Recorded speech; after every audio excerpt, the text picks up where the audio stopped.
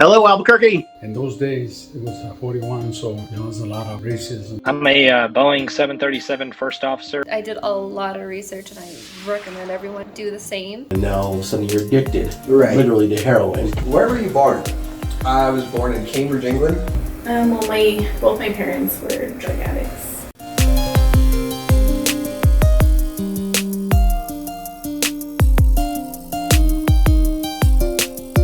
Welcome everybody to another episode. Today's guest is also a family member of mine, my cousin Monica Montoya. Welcome to the show, Monica. Thank you for coming. Thank you for inviting me. Yeah, no problem. It's been long overdue. I appreciate you coming to do this, though.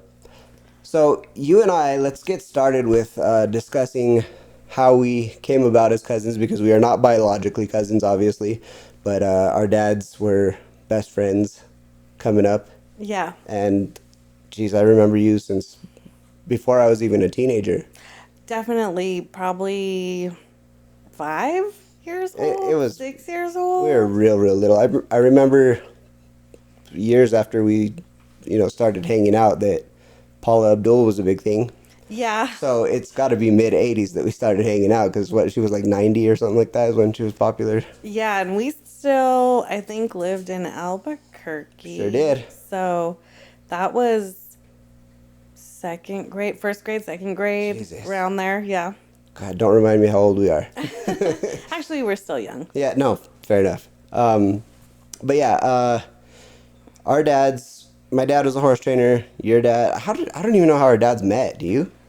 No, I haven't asked that story either, but maybe just from around. Very curious. I'm very curious to know, but they did. They were drinking buddies. Yeah, that's for sure. That is what I remember the most. Like, those were good times for us, because I got to go hang out at your guys' house, and we'd get to stay up all night, and like they would be up drinking past the time where we were supposed to be asleep, and I would fall asleep watching them party like craziness.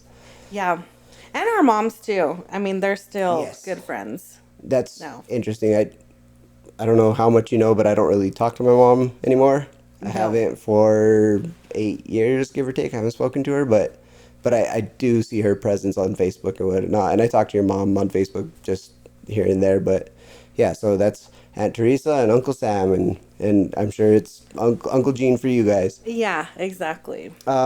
So there's a lot of reasons I wanted to have you on the podcast. But real quick, before we move on, let's get out of the way what we were discussing a minute ago. So recently I went to the doctor and had sort of a health scare. The doctor said, let me backtrack a little bit here. I was having chest pains that were just random as shit, weird as hell, like not from being active. I'd be sitting down at work or sitting down here at the house just relaxing, and the times that I would have this pain in my chest. It would feel like if I ran a marathon, like it was burning. Wow. Yeah, from not doing anything. So we went to the doctor, and the doctor did a bunch of tests on me, and she said that, long story short, I had severe COPD with 49% lung capacity remaining, which doesn't make sense totally to me. But a part of that maybe makes sense, because still to this day when I'm like, I don't know how to explain it. It's so weird, but like if I'm laying down or sitting down at the wrong angle, I get like a weird chest thing, but it's not the pain. We resolved the pain because I was having pretty bad heartburn, and so she put me on omeprazole pills, like it's a once a day pill, and that took the pain away. I haven't gotten that pain since that. So maybe she's spot on part of it, but I don't think it's as bad as she said it was, because I went back two weeks later to retest, and she said that it was showing 54% lung capacity or whatever. So like I improved a significant chunk of lung capacity in 2 weeks. It just doesn't really make sense to me. So especially since lungs can't regenerate, or actually they do. It's the heart that doesn't. Yes. Yeah. But not that fast. I don't think that's an overnight thing. And I didn't do anything different in those 2 weeks other than not smoke, which sucks, because like we built this room around that. But anyway. And that leads me into something I wanted to talk to you about, was your dad's health scare. Yes. How is he doing? He's actually in remission right now. That's so good. Yeah.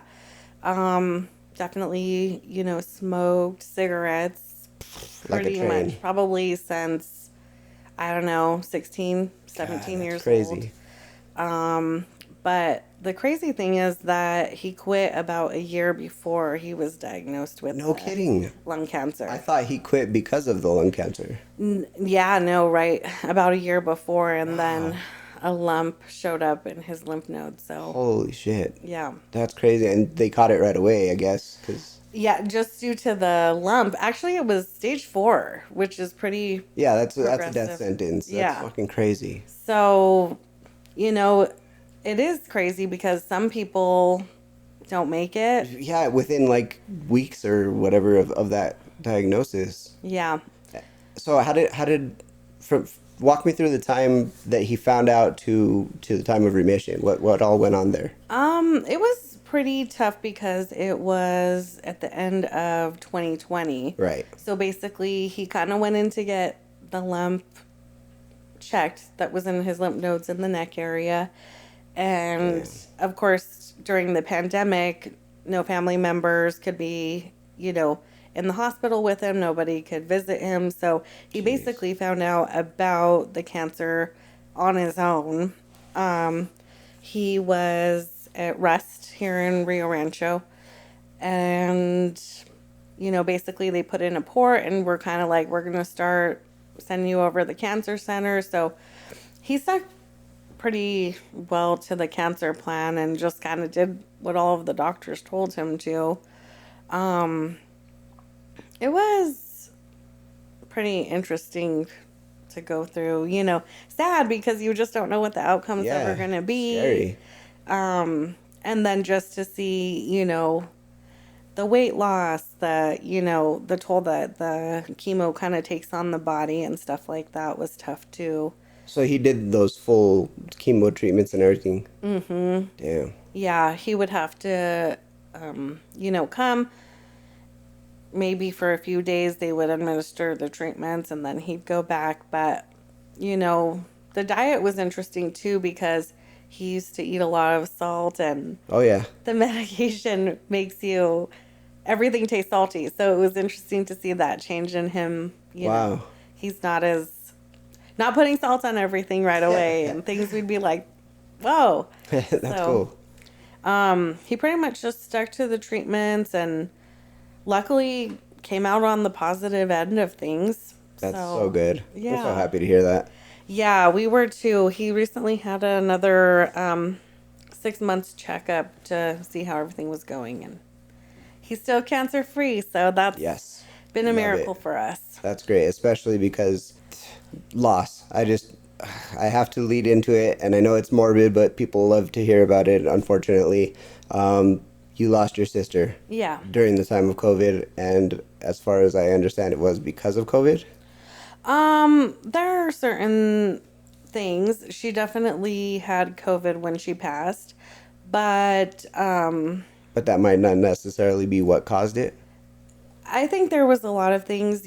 She was born with medical issues. Yeah. I think her body was already, fighting those. Plus, she did form a drug addiction. Oh shit, I didn't know about that. Yeah. In addition to having COVID, I think it was just your body can only take so much. No, I hear you. Yeah. Damn. So, yeah, I think it was kind of all three of those factors. And she was only 32, right? Yeah. Gosh, so young. So, that's been tough. And actually, recently I found out it was on the same day that your brother passed. She died the same day my brother died? I'm pretty sure the 7th. Holy shit. January 7th. No freaking... Mm-hmm.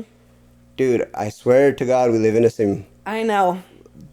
Okay, I was holding this out for a good podcast, but this is like the perfect episode. So, do you know my Uncle Jamie? Yeah. Okay, do you know his son died? His oldest son? No. Okay, so get this. Brandon was my dad's firstborn. My dad obviously isn't my dad. For those listeners out there who don't know, my dad is my dad because he raised me, but he's not my biological father. So my little brother was his firstborn, Brandon. Brandon died at the age of 20, a couple months before his 21st birthday. He died January 7th of 2007. Well, 2017, my uncle's firstborn son was also 20 years old, died February 7th of 2017, and he died in a public pool. He drowned Oh my with gosh. 4 lifeguards on duty. That is insane. Dude, coincidences, what the shit? Almost like 10 years. Yeah, just like 1 month beyond the 10-year point, but like the same day the next month, and 10 years exactly from my brother. Oh my gosh, I'm so sorry to hear that. No, I mean, you know, it's life, and as sad as it is to say, like, of going to so many funerals and losing so many people over all these years, it's like at some point you become numb to the whole thing. It's just another sad feeling that you feel for, you know, a couple months, and then it goes away, and it's just waiting for the next shoe to fall. Unfortunately, like I hate to be morbid like that, but that's kind of, and I've spoken on it several times in this podcast, but I feel like that's very much a, I don't know, maybe a Santa Fe or northern New Mexico thing, because my wife was raised here. The only people she knows who's passed is like her grandparents of old age, like naturally, you know, she doesn't know anybody who died in any weird way, or none of her friends have passed or anything like that. But like everybody I came up with in Santa Fe, and it's just loss after loss after loss, and it's fucking weird. It's hard, you It's know. very hard. Sometimes I look around and I'm like, well, they're lucky, you know. Yeah. Yeah. Okay. That brings me to another great point. My previous guest, my coworker Chase, and I, we were discussing the choice to not have kids. Now, I don't know if that's something you and Chuck have discussed, or if it's just happenstance that you don't. Are you gonna have kids, or does it matter? I mean, it's kind of I'm kind of at my geriatric stage. You are not. That's what they call it after 30, I think 2 or 35 geriatric pregnancy. Wow. Uh-huh. That's crazy. So I don't know. I'm kind of at the tail end of it. So at this point, probably not. He actually already has a daughter. Oh, okay. That's grown up with kids. So he's a grandpa. Holy shit. Mm-hmm. Did not know that. So I'm kind of just going to be the auntie that spoils, I guess. That's great. Yeah. Well, my coworker and I were discussing, like, nowadays, how to tie into what you said, it's kind of selfish to bring kids into the world because of how shitty and how scary it is. Yeah. And like, you know, for myself, when I was younger, I wanted kids, but it was only because all of my friends were having kids. And you have a big family. Yeah, tell me about it. But yeah, all my friends were having kids, and I'm like, oh, well, I should probably have some kids too, you know, and that's what society says we should do. And then I met Sarah, who had no interest whatsoever in kids, and I was like, okay, well, I could go that way too, you know. I don't really need them, I guess, but as time has gone by, I thought about the reasons why I personally agreed with it, and it was mostly because of, you know, it's scary to live in today's modern society, and to do that to kids, like, I couldn't imagine sending a kid off to school and worrying about maybe a mass shooting happening, or even for that matter walking out to going to a concert and worrying about it. Like, it's everywhere now. Everybody has to worry about it. And then you got like the politics, and you've got like, you know, the cost of living, and life is hard. It really is. I mean, Don't get me wrong, I love being alive, and I love having everybody in my life who I do have. But also then at some point you have to face the inevitable of people dying, and yeah, you at some point have to face your mortality, and even that's all rough. it's scary. It is. But anyway, yeah, I'm sorry about Simone too. She was a sweet person. Yeah, it's been hard. I had no idea about the drugs. That's crazy too, because Brandon got into it also himself. Yeah, I mean, I think for her, you know, with her medical issues, she's always been dependent on medication. And then in her early 20s, she was diagnosed with scoliosis. So, Oh God. yeah, it kind of, you know, instead of, you know, massage, chiropractic work, they just kind of piled her on a the pills. prescription. And then, I mean, you see people getting addictions that way all the time. And definitely, big pharma, the doctors need to I be do. held accountable I agree. because, they kind of started this epidemic. Yep. And Derek is living proof of that. He, for years, and knock on wood, thank goodness, he recently got himself clean on his own. Like, Oh, nobody good. talked him into it, or I don't know what the catalyst was for that, but yeah, he went ahead and cleaned himself up, and he's actually applied for jobs where they piss test a lot. So I know he's clean now. So it's really cool. He's a completely different person. And yeah, that's big pharma sucks. Yeah, he's a good kid. I mean, I haven't seen him in a long time, but we did work together for that short time, probably about 12 years ago. You worked with him? Yeah, I got him a job at the Pink Adobe. I don't know if you remember when he worked there as I a do not. busser. And I was the server. It was like, Derek? Mm-hmm. Holy crap, I didn't know. yeah, That's crazy. yeah. How was that? It was good. I mean, it was nice working with him. He was a good Interesting. employee. Well, he wasn't my employee, but he was a good worker, Okay. I remember training him. He's always a good busser, make good money. Very interesting. Yeah. Interesting. Okay. Something else I wanted to talk about, and I'm really proud of you. You've come a long way in your life, and you've sort of in a leading way have climbed your way out of the poverty bubble, so to speak, and you made your own way with your own business, and that's fucking awesome. You went to school though, right? Yeah, thank you.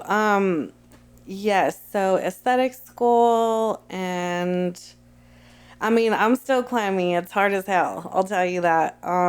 How so? Well, first of all, just getting people to spend money in this economy, especially coming from a place like Santa Fe where spending money isn't a big deal to people. Yeah. Coming to somewhere where, people are kind of pinching pennies. So, what I do is kind of seems to be more of a luxury in a lot of people's minds. Sure. So, also making it through the pandemic, being shut down for, 5 months of 2020 when I decided to expand my business. But yeah, I have been an esthetician for 14 years now. And I mean, I kind of bootstrapped my way into business, as they call it. Just waited tables, put all the money that I was making doing facials and all that type of stuff right back into the company. So it's been a lot of blood, sweat, and tears. And Well, I applaud you thank you. because that's impressive as fuck to let me tell you, when I was waiting tables, what I was doing was just earning my next bag of weed. It had nothing to do with saving money. But of course, I've never been responsible with money to begin with. But yeah, like I really admire when people have that kind of a work ethic where you can just work your butt off and save every penny because you've got this bigger goal. That's super awesome. Thanks. Yeah, it's been, I don't know. I don't know if, growing up sort of in that place, I always wanted more. I'm sure for you, I mean, you're doing well. Thank you. Thank you. So you know how it is. It's like you kind of looked around and, I mean, I grew up in a community or went to a school that was wealthy, El Dorado Elementary. It's nothing but wealthy people. So Yeah. you kind of look around and you're like, how do I get there? Yeah, yeah, totally. Still working on it.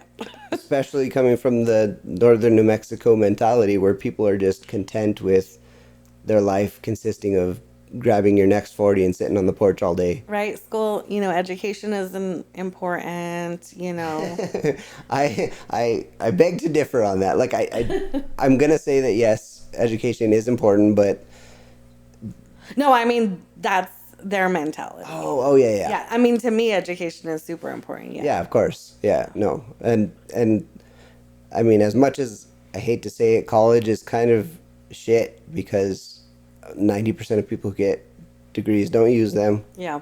And like, you don't necessarily have to go that way. you can go the route I did and drop out of school and work your ass off. It's just an easier way to get there. But I feel like anybody who has the drive is going to make it. But like to go the route that you went, working your ass off and doing school, that's fucking nuts. You're a soldier. Oh, thanks.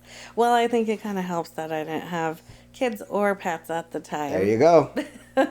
But You know. now you're living that dinkwad life. Yeah. Yep. So us too, and we enjoy it. It actually allows us to travel the world and shit like that. So it's a sacrifice one way, but also a benefit too. There's plenty of people having kids out there. We're not gonna like go extinct because I didn't have any kids. Like Exactly. there's plenty for everybody. One person that I talked to kind of said too, like her and her husband have decided not to have kids is, reducing your carbon footprint, by not having any kids. Yep. So if you're into sustainability and Absolutely. saving the world, that's Absolutely. helpful as well. Heck yeah, and we totally are. We're big hippies. Yeah. And I actually owe a lot of our lifestyle to Sarah. Like, I'm not one to sit back and think about all these things. She kind of is responsible with money, and she kind of decided for the ethics of it to go vegetarian, vegan, and she's very sustainable. Like, most of my shoes are like, what do you call it, recycled water bottles and shit like that. Nice. Yeah, like she gets, I don't know, she's super into the sustainability, so It's important. it really is, especially with as scary as the world is now. Like, it's obvious the what do you call it? How the world's getting hotter, climate change. Oh, yeah. Yeah, it's like obvious nowadays, and it baffles me that people are still in denial about it. I think that goes into the whole politics scheme of things too, It absolutely right? does. I mean, what propaganda people want you to believe either way. Right. But I'm not here to tell anybody how to live their life. You do you. We're gonna do us, and that's all that matters. Exactly. But now going back to your business, you didn't start that business on your own, right? Like, did you inherit the business? How did that? Walk me through that. So I had kind of been working for somebody who asked me to become a partner in her company. I, of course, accepted. I was young. And so I kind of went into it a little bit naive because, I guess the opportunity was kind of one of those things where it was like too good to be true. She was in a lot of debt and trying to, I guess, climb her way out of it. I just think the business was too far gone to save. At that point, I kind of said, like, I've worked as much as I can to be a part of this company, but this wasn't my debt that was created. Sure. Although I was doing a lot of things, kind of the face at that point of the company, there was a lot of things in the background that weren't positive. So I kind of ended up saying, like, I need to step away from this. I'm not going to join the sinking ship, which is kind of sad. But, it wasn't my place to go down. So I kind of just said I need to step away. And then that company did end up closing. So at that point, I thought, well, I guess I'm just going to kind of start my own little place. And just rented a little studio and kind of went from there. That's so cool. Yeah. Well, and the fact that it's an actual brick and mortar place that people can go is like, you're not running this thing out of your garage. You have an actual business, like, brick and mortar building that's freaking cool. Yeah, it's, I kind of stayed in the studio for a while, built my clientele, built up my skills and all the things that I wanted to incorporate into the business. I mean, it's never been an easy thing for me.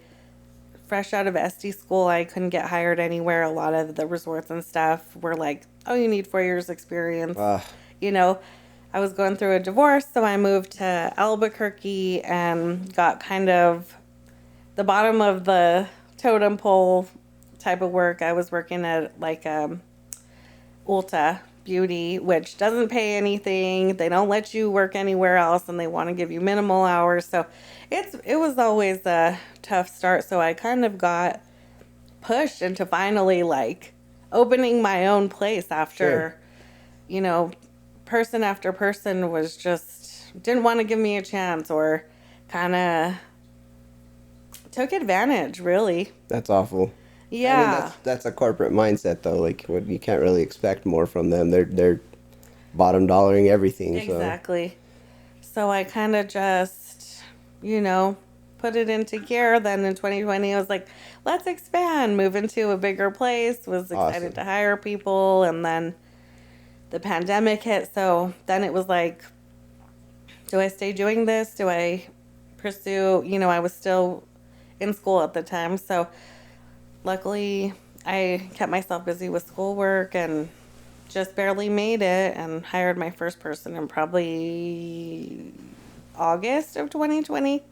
And then it's kind of grown from there, which is good. That's so cool. But actually, this part of it is way crazier than just being alone. So, I don't know, managing people is hard. How so? Reliability, you know, work ethic. Just, you know, I'm there if I have a broken leg, you know, snow, rain, shine, whatever. Yeah. People call out, you know, it's kind of hard when it's like all your hard work's been put in for many years and then other people don't have that same outlook, but it's not their company. So, yeah, you know. So you just have one employee? I have 3 right now. Damn. Yeah. Good for you. That's so awesome. Now, are you hiring estheticians specifically, or do you hire just like people from that you can build from the ground up? So definitely, well, I have 2 massage therapists right now and 1 esthetician, but I do like to hire estheticians fresh out of school. Number 1, because nobody gave me a chance, and number 2, because I can mold them into that's great. What I want. Yeah, it's a really sad thing because I've witnessed that time and time again. When I was applying for the job that I work at, P&M was hiring for the same kind of work, but they required 5 years experience. And I'm like, how are these people supposed to get this experience if nobody wants to give them a chance? Exactly. You can't just walk up to a business and say, hey, I want to learn this. Can you teach me? Because they're going to be like, no, you don't have any experience. Well, how am I supposed to get that experience? Exactly. So that's really cool that you do that. Yeah, thanks. I think I like it, actually. So you love what you do. Yeah. Are you still in school? Or are you like for that specific thing? Or are you going to school for other stuff? So I did go get a few other degrees while I was building the company just so that I could have an idea about how to build the company. Wow. Yeah, so I have, it's funny, I was going to C&M for an associate's degree. So I have a degree in nutrition. I wanted to be able to treat internally as well as externally. Damn. A lot of skin conditions can be internal, right? What are you eating? Is it hormonal? Things like that. Holy shit. Wow. Yeah. So, and then I would just take other, you know, business law, accounting, all that stuff so I could like structure the company. Yeah. Jesus, most of us out here trying to fucking have 1 degree and you got multiple degrees. Oh my gosh. Well, C&M's a good school. I tried to go to UNM after, but it just wasn't going to work with my schedule. So that's a little bit unfortunate, but. Well, beyond the cost.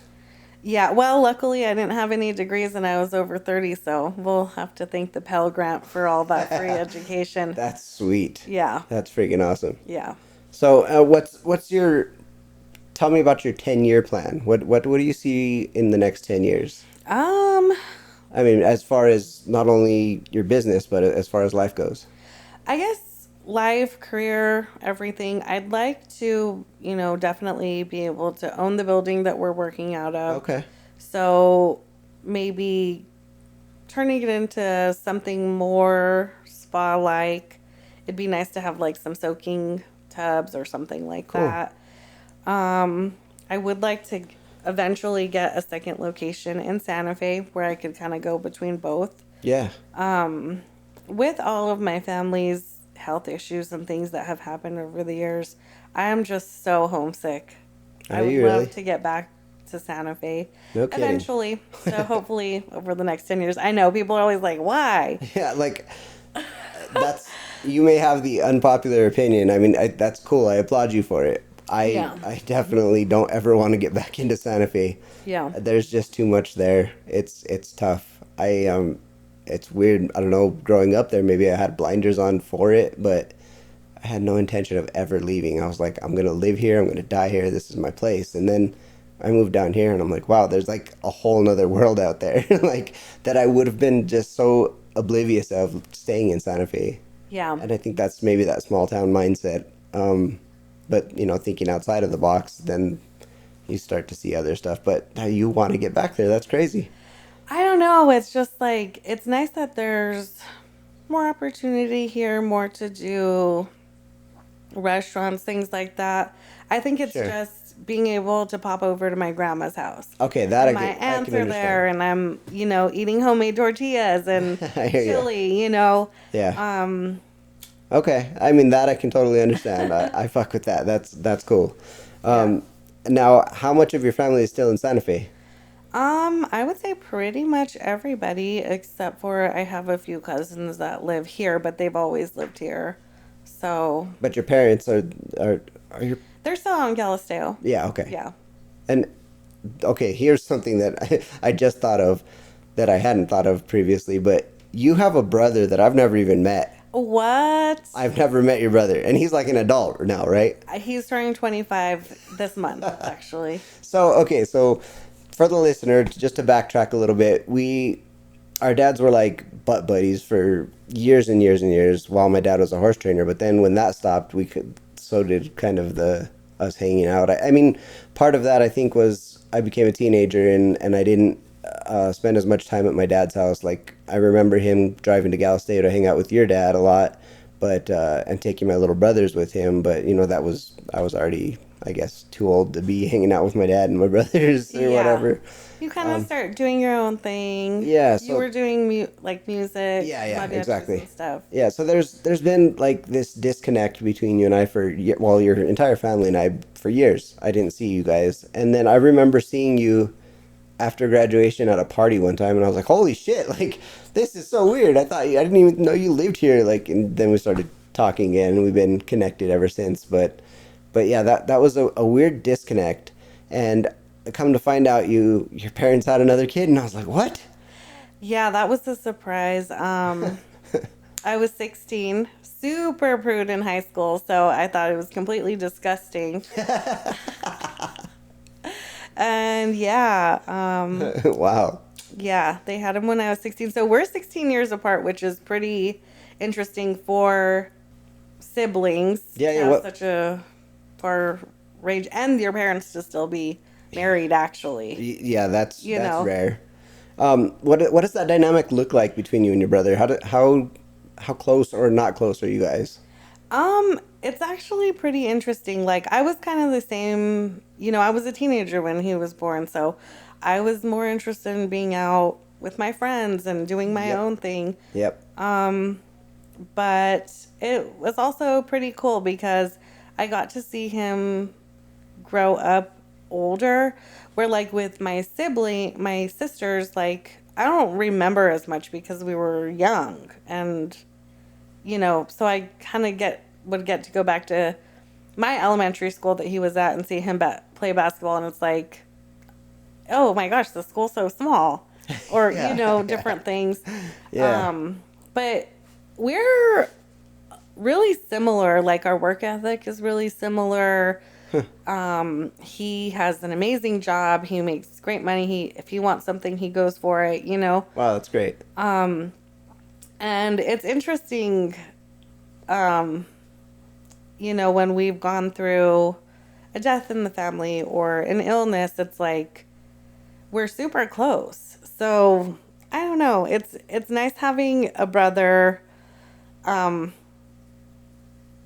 when I've only had sisters. I don't know. It's like, you getting a sister when you're a teenager and you only had boys in your family. Right. So it's an interesting dynamic to kind of get a different point of view, I guess. Sure. I mean, there are a lot of things that, like politics and things that we don't agree on, but we don't really talk about them. Yeah, and that's fair. There's no need to be bringing politics into shit. Like, I have a lot of friends who I don't agree with politically, but they're my friends, so I'm not Yeah. going to let that like stop us. I just don't want to talk about it, just avoid the headache. Exactly. So it's fun, and of course I always get teased for being old because I'm so much older than him. Well, I get that from my wife. So I'm 9 years older than her, Okay. and so I get the whole old man thing. That's Jokingly, about of where course, Chuck but and I are at too. not So really. he's really old compared to you. That's awesome. I'm not the old guy. You're not the old one anymore. And for the listener, any audio that you hear on my recent videos, the intro to this podcast, all of that is Chuck's music. Chuck is my producer. He's my DJ. Nice. Yeah. I'm glad you like it. No, he's good at what he does, and I appreciate him a lot. Like, he's not only saving me time and money, but he's providing me a huge needed service, and yeah, I want to have him on here, but he doesn't seem too interested. I'm just glad he's actually getting his music out there. He's been working on it for so long, and Right, and I that's part of the reason that like I want to put it as many places as I can, because I'm not a big, huge online presence. I'm not an influencer or anything. But as my channels grow, maybe people can catch an interest in, hey, that's a really cool beat. Where'd you get that? Oh, I will gladly direct you over to Chuck's page. And exactly. let's get him some business. Yeah, I mean, with all I just feel like there's not a lot of creativity out there now. You just hear the same beats being used over and over. So it's nice that he still kind of creates stuff from scratch, and Yeah, I agree. Going back to what you're talking about though, with your brother. Oh yeah. I have sort of that dynamic where when my mom got with my stepdad as a teenager, he has two daughters that were kind of just thrust into our life. So I did have sisters, I guess, but we never got close, like, at all. Maybe they got a little close with my brothers, but I was already a grown up. Like, I was out and about. I didn't have time to be hanging out with little kids, Right. so to speak. So I didn't really get too close with them. And then as an adult, I bumped into them a couple times with their boyfriends out in bars in Santa Fe and whatnot. And it was cool. It was fun, but it wasn't like, hey, we're going to click and start hanging out or anything. So, but with my youngest brothers, Fabian and Derek, it was a weird dynamic too, because I didn't really hang out with them because of the difference in our age until after Brandon passed. But Brandon's passing like brought us really close together. Yeah. And since then, I've been a lot closer to them. And I don't know how much of our business you've been caught up on, but Derek has two kids. Okay. Yeah, I think we were friends on Facebook for a while, but my account got hacked, so I'm recovering my Sure. friends still. Sure. Fabian just had a kid yesterday. Oh, cool! Congratulations, Fabian. Yeah. So that's interesting. That's a off-air conversation, but it's something interesting. He's happy, so I mean, I guess whatever makes him happy. That's good. Yeah. Cool. I wanted to ask. I haven't heard much about your mom. What's she up to lately? Ooh, that's another bit. She actually just had a heart transplant at the beginning of this month. What the fuck? Yeah. It's been a wild few years for us. So, end of 2019, she had a severe heart attack. Holy shit. She was, they kind of said, like, of course, your heart cells don't regenerate. You're going to have a heart transplant. So we've known since then, but she's really worked to get her health back on track. That's great. She's, and then we've always kind of known in the back of our minds, like, she's going to have a heart transplant. So she was on the list for 3 years. Then, of course, you can't ever schedule, like, which heart you're going to get. It has to be same blood type, same body type, all those things. Sure. And then she does have a rare blood type. Okay. So she waited quite a while. So her doctor here said you're going to have the surgery in Utah or Colorado. Those were the best places for, I guess, heart transplant surgeries. Okay. So ended up being it was going to be Salt Lake City. So they called on March 2nd and said, "We have a match. Are you ready?" Wow. Yep. She was on a plane by 3 o'clock that day. Holy shit. Had the surgery the next day. She's been doing pretty well, though. Like, they always give you the worst scenario, and she pretty much passed everything with flying colors. They said the surgery is going to be 6 to 8 hours. She was out in 4. Wow. Yeah, they said, she can be in a medically induced coma for up to 2 days. They had her out of the coma the same day of the surgery. She's actually already out of the hospital, but they have to live in Salt Lake City for up to 6 months while she's recuperating and going back and forth to appointments and stuff. Holy shit. Well, so when did this surgery happen? March 2nd. Holy And it's crap. March 24th? 6th. 6th. But yeah. I'm like, jeez. what day is it? Yeah, so hasn't even been a month since her surgery, and she's already released from the hospital, so she's doing well. She's just walking around with somebody else's heart. That's fucking nuts. It is the weirdest thing. I keep being like, do you feel different? Yeah, like what I want to know what that's like. It just seems like, would you have like their feelings, or I've heard things that like people get transplants and then they eat and crave things that they didn't before. Wow. But Has she had any of that? nothing like that so far. I think it's maybe still a little early, but I guess we'll see. Did she have like a heart like was she born with bad genetics, or is this something that developed I think for her? a little bit of both. Like she, my grandpa became diabetic. Okay. So I think, just over time not eating well, she had a problem with a low thyroid, so she was overweight shit. for many years, a smoker, on Okay. and off. Yeah. So I think between just being over, the eating lifestyle, the smoking and stuff like that, it kind of just took a toll on her heart. That is fucking nuts. Yeah.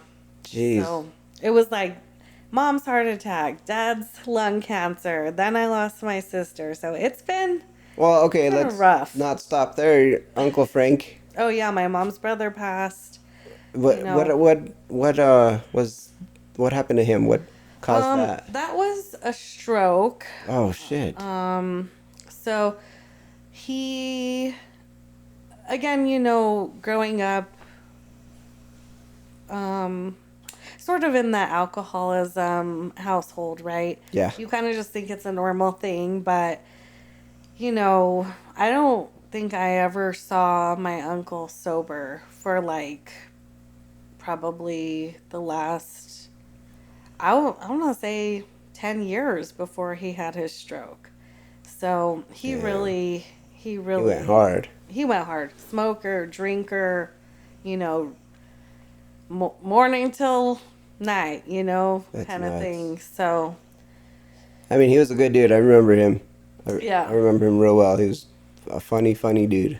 good, fun person to be around, was basically my second dad, you know. Yeah. So it's been one loss or heartache after another. So the waiting for the shoe drop thing is I'm telling you, it's. I'm still waiting. You just live on that edge. At some point, you just kind of gotta, like I said, get numb to it because it's gonna happen and it's inevitable. Like, and it sucks living that way. It sucks being that negative person, but. Yeah. You're a product of your environment, and when your environment is lost, then you have no choice. Exactly. But I do feel, with the heart transplant and the, the cancer being in remission, we have had a few wins. Yeah, those are big wins. Those are fucking huge wins. Those are rare. It's like we've had all this heartache, so finally we've had some miracles. Your dad and mom still being married, both of them beating these like unbeatable diseases, like that's insane. And then maintaining that lifestyle, like being like, I don't want to be in this situation, so I'm gonna continue to not smoke when you smoked for your entire life, and I don't want to be there, so I'm not gonna drink. That's applaud worthy for sure. Exactly. Real quick, I wanted to touch on something else. Now that I hate to continue the morbidity, but your Uncle Robert. Yeah. I miss that dude. That dude was awesome. Yeah. What happened to him? Same thing. It was basically an overdose. Oh, fuck. Yeah. He was, he had a lot of medications for some like bipolar mental Really? issues, something like that. I don't know exactly what the overdose was from, but I think it was like a mixture of maybe his like prescribed medications plus I don't know whatever else he might have been getting at the time. Damn. I know. That's crazy. And I just thought of that because I remember as a kid, I have really fond memories of him taking me and my brother fishing. Aw. Like we stayed at his house. He was just like another uncle, you know, and he treated us really well. He was like he cooked for us. He was just such a sweet person. He's funny. I just remember him always making like funny little jokes and voices Dad and jokes. things. And now like I like do that to my dogs. Who am I? No, he was a really good guy, and all of these people. You have a really good family, and it's very sad to have lost any, much less all of them. Yeah. But I'm thankful for the ones who are still around, Same. present company included. Yeah, and it's really nice to be having these conversations with you. Like this is long overdue, like I said. Yeah. Thank you. I agree. I know. I'm like so nervous, but it's not as bad as I thought. That podcast life, though, yeah, I gotta kind of calm everybody down. Yeah. Do you have anything you'd like to add? Do you want to add to the morbidity? Or any No, questions you have? I don't think so. Okay, well, do me a favor and promote your business. Where can people find you? So you can check us out on our website, www.freshfacetherapeutics.com. We also have Facebook and Instagram social media pages. That would probably be the best thing. Okay. Yeah. Do you want to promote Chuck's stuff too? Okay, you don't have to.